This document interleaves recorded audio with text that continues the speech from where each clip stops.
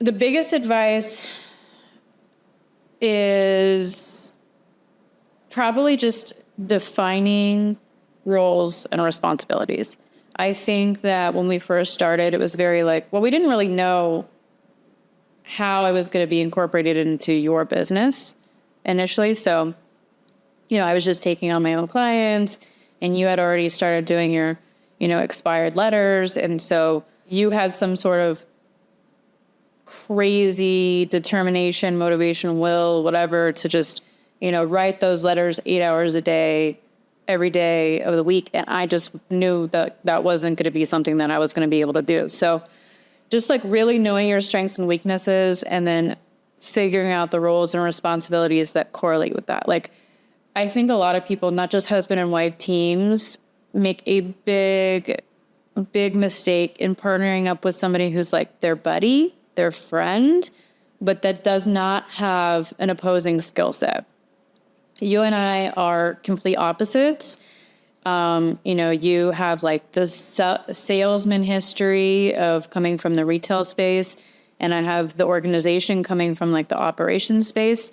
And, we're both pretty analytical, but we just have different skill sets there. So like, this is your, cup of tea. Being a professional yapper, as Ava, our youngest daughter, says, like taking all the lunches and being on the phone all the time. And for me, it's more about like just, I won't say back end because I do all the showings and I do my listing appointments and I do all that stuff. And you do your open houses. I mean, there's nothing that you don't do. So it's definitely not back end. I do all of the production side of it.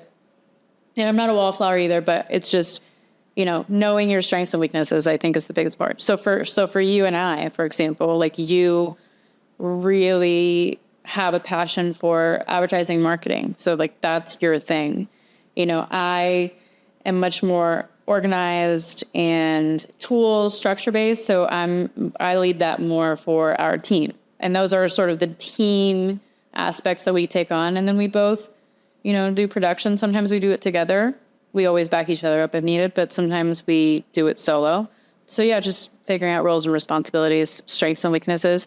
We haven't taken, or we just did take those sort of, what are they called? Like the Enneagram tests or whatever. And we didn't do that at the beginning. And I think that if people were going to get in business together, that would be interesting to at least take that to see who naturally follows. Yeah, Myers-Briggs and Enneagram. I think everybody that we hire moving forward, I'm going to just pay for that and have them take it. And I'm going to, when I send them that, I'm going to send them, you and ours, or both of ours, because I want them to understand like what it's like to be working with us.